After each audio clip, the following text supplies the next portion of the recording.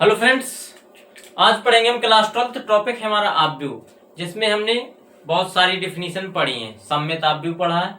अब हम पढ़ेंगे विषम सममित आव्यूह क्या होता है और वर्ग आव्यूह का सारणिक कैसे फाइंड करते हैं, कैसे निकालते हैं, उसको समझेंगे एग्जाम्पल सहित। सबसे पहले डिफिनीशन पढ़ते हैं विषम सममित आव्यूह की। क्या कह रहा है? यदि वर्ग आव्यूह ए में ए डैश का मतलब क्या होता है? यहाँ ट्रांसपोज से है। ए ट्रांसपोज या ए डैश इक्वल टू माइनस ए हो तो ए को विषम सममित आव्यूह कहते हैं। कुल मिला के विषम सममित आव्यूह की परिभाषा क्या कहती है कि यदि हम ए मैट्रिक्स को लें, ठीक है, और वो कैसी हो? वर्ग आव्यूह हो। मतलब जो मैट्रिक्स लेंगे ऐसा नहीं है कि हमारी वो वर्ग आव्यूह न हो। हमें जो मैट्रिक्स लेना है विषम सममित आव्यूह हो चाहे सममित आव्यूह में, हमेशा वर्ग आव्यूह लेना है, ठीक है। फिर उसमें क्या करना है? हमें उसका ट्रांसपोज निकालना है। अगर वो माइनस ए के इक्वल आ जाए या माइनस ए के बराबर आ जाए तो हम इस प्रकार की मैट्रिक्स को क्या कहते हैं? विषम सममित आव्यूह कहते हैं। वही डिफिनीशन कह रहा। और एक विशेष बात क्या है? विषम सममित आव्यूह के विकर्ण के सभी अवयव शून्य होने चाहिए। मतलब जो भी हमारी विषम सममित आव्यूह होगी उसके विकर्ण क्या होंगे? शून्य होंगे।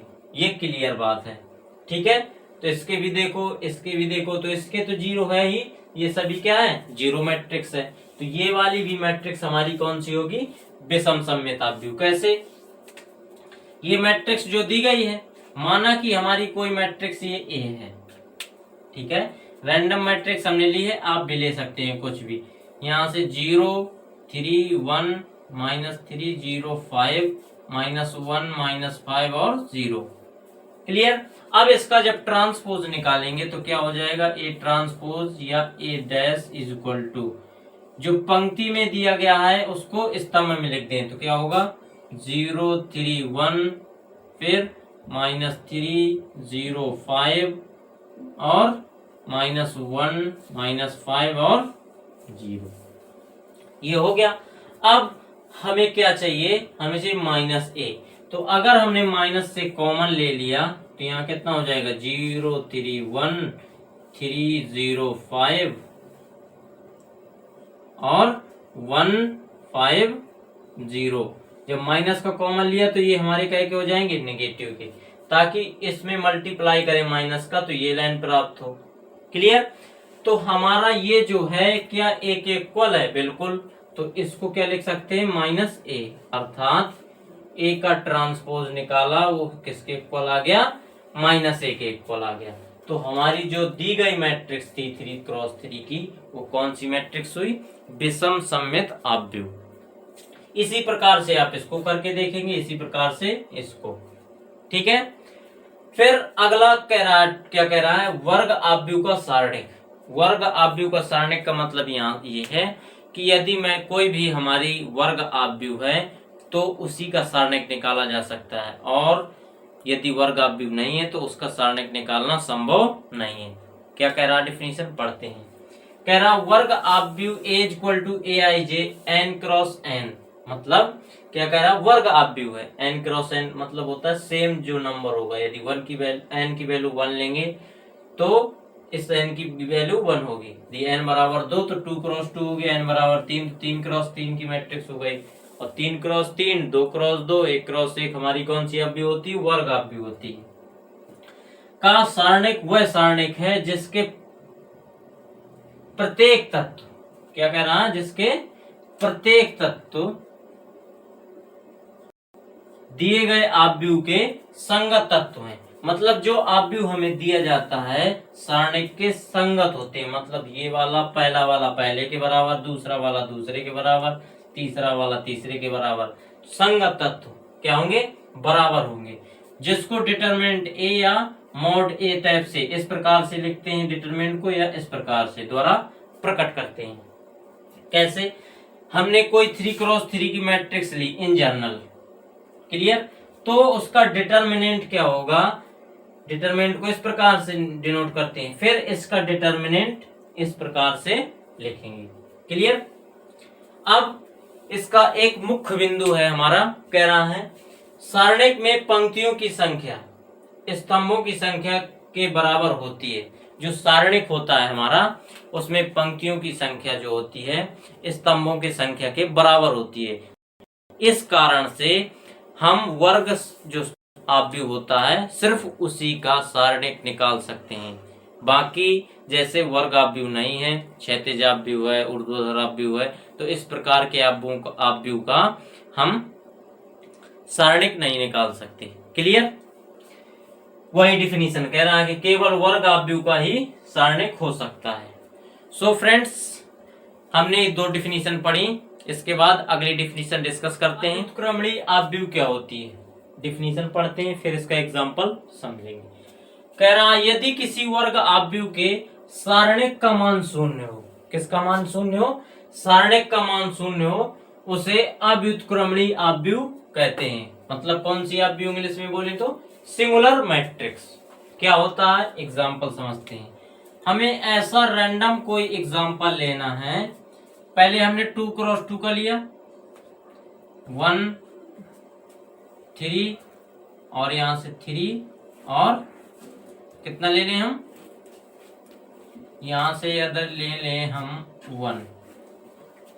ठीक है। अगर आपको इसमें कोई डाउट है तो ये वाली ले लो, 1 3 और 2, यहां से कितना हो जाएगा हमारा 6। ठीक है। केवल ये हमें सोच के ऐसी लेना है कि जिसका डिटर्मिनेंट 0 हो जाए। अब इसका डिटर्मिनेंट क्या हो जाएगा, यहां से हो जाएगा 1 3 2 6। अब डिटर्मिनेंट क्या होता है, इसका मल्टीप्लाई कैसे करते हैं, इस प्रकार से इसका गुणा माइनस लगा के इसका गुणा, तो 6 कम 6 माइनस 3 दूना 6 इज इक्वल टू 0। तो ये मैट्रिक्स जो दी गई मैट्रिक्स है वो कैसी मैट्रिक्स है, अव्युत्क्रमणीय आव्यूह, इसे सिंगुलर मैट्रिक्स भी कहते हैं। ठीक है। आप 2 क्रॉस 2 का बताया, इसी प्रकार से आप 3 क्रॉस 3 का निकाल सकते हैं, 4 क्रॉस 4 का, 5 क्रॉस 5 का। अब एक आपके मन में आएगा, क्या जरूरी है हमारा वर्ग आव्यूह? जी हाँ, वर्ग आव्यूह इसलिए जरूरी है क्योंकि वर्ग आव्यूह का ही हम सारणिक फाइंड करते हैं। अगर हमारी मैट्रिक्स वर्ग आव्यूह नहीं होगी तो उसका हम सारणिक कभी नहीं निकाल सकते। जब सारणिक नहीं निकाल सकते तो उसको ये नहीं बता सकते कि ये व्युत्क्रमणीय आव्यूह है या अव्युत्क्रमणीय आव्यूह है। क्लियर। अब अगले डिफिनीशन पढ़ते हैं, व्युत्क्रमणीय आव्यूह क्या कह रहा है, यदि किसी वर्ग आव्यूह के सारणिक का मान 0 के बराबर ना हो, उल्टा कह रहा है, क्या हो, यदि किसी वर्ग आव्यूह का मान 0 के बराबर ना हो, वर्ग आव्यूह के सारणिक का मान 0 के बराबर ना हो तो उसे क्या बोलते हैं, व्युत्क्रमणीय आव्यूह कहते हैं। Determinant not equal to 0। Example लेते हैं कोई, ए मैट्रिक्स ली हमने 2 क्रॉस 2 की, आप 3 क्रॉस 3 का देख सकते हैं, 4 क्रॉस 4 का। सिर्फ हमें समझना है, जैसे एग्जाम में आ गई कि व्युत्क्रमणीय आव्यूह क्या है, तो हमें देखना है कि डिटरमिनेंट यदि नॉन जीरो है तो व्युत्क्रमणीय आव्यूह या non singular matrix. Singular matrix क्या होती है, जिसका डिटरमिनेंट 0 हो जाए। क्लियर। अब यहां से 5 6 7 9 कितना हो जाएगा इसका सारणिक, determinant is equal to 5 6 7 9 is equal to, यहां से कितना होगा, मैंने क्या बताया था किस प्रकार गुणा करते हैं, ये आपको एग्जाम में लगाना नहीं, सिर्फ समझाने के लिए आपको बताया। इसका मल्टीप्लाई इससे, इसका मल्टीप्लाई इससे, वो भी माइनस के साथ। 9 पना 45 माइनस 7 42, तो कितना आ गया हमारा प्लस का 3। हमें नॉन जीरो, ये जीरो के इक्वल नहीं है, किसकी वैल्यू, डिटर्मिनेंट की। डिटर्मिनेंट इज इक्वल टू कितना है हमारा 3, विच इज नॉन जीरो, मतलब जो जीरो नहीं है। इस प्रकार की मैट्रिक्स कैसी कहलाती है, व्युत्क्रमणीय मैट्रिक्स या व्युत्क्रमणीय आव्यूह कहलाती है। सो फ्रेंड्स, इस वीडियो में इतना ही, फिर मिलेंगे आपको नेक्स्ट वीडियो में। आपको अगर वीडियो पसंद आए हो तो लाइक करें, शेयर करें, कमेंट करें और सब्सक्राइब करें। Thank you.